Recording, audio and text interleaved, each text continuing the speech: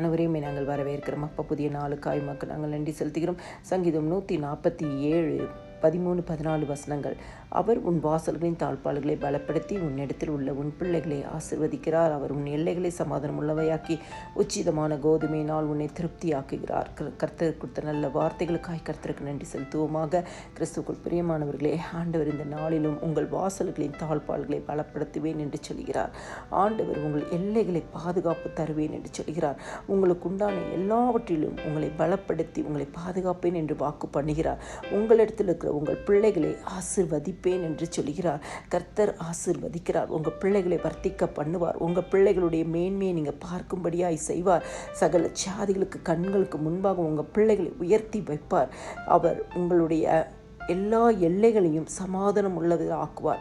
எந்தெந்த சூழ்நிலையில் சமாதான குறைவுகள் காணப்படுகிறதோ இந்த காலை வேளையில் இந்த வசனத்தை விசுவாசிக்கும் பொழுது உங்கள் எல்லைகளுக்குள்ளாய், உங்கள் வீட்டுக்குள்ளாய், உங்கள் வேலை ஸ்தலத்திற்குள்ளாய், இன்னும் உங்கள் உறவின் மத்தியில், உங்களுடைய நெருக்கமான சூழ்நிலையில் யாராவது உங்களோட சமாதானம் இல்லாமல் இருந்தால் இன்னைக்கு கர்த்தர் அதை நீக்கி போட்டு உங்கள் எல்லைகளை சமாதானம் உள்ளது ஆக்குவார். கர்த்தர் உங்களை இந்த நாளில் திருப்தி ஆக்குவார். எந்த காரியத்திற்காக நீங்கள் செபித்து கொண்டிருக்கிறீர்களோ அந்த காரியத்தில் கர்த்தர் உங்களுக்கு ஒரு அற்புதத்தை செய்வார். இந்த நாள் உங்களை திருப்தி ஆக்குவார். கிறிஸ்துக்குள் பிரியமானவர்களே, இன்னைக்கு ஆண்டவர் கொடுக்கிற வார்த்தையின்படி உங்களுடைய வாசல்களின் தாழ்பாள்களை உங்களை பலப்படுத்துவார்.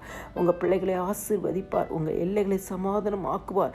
உங்களை திருப்தியாக நடத்துவார். இந்த வாக்குத்தத்த வசனத்தை பிடித்து நீங்கள் கேட்கிறது மாத்திரமல்ல, அதை அறிக்கை செய்து ஜெபிக்கும் பொழுது கர்த்தர் தம்முடைய வார்த்தையின்படியே உங்களுக்கு அற்புதங்களை செய்வார். எல்லா துதியும் கனமும் மகிமையும் சோத்திரமும் என் ஆண்டவராகிய இயேசு கிறிஸ்து ஒருவருக்கே செலுத்துகிறேன். ஆமென்.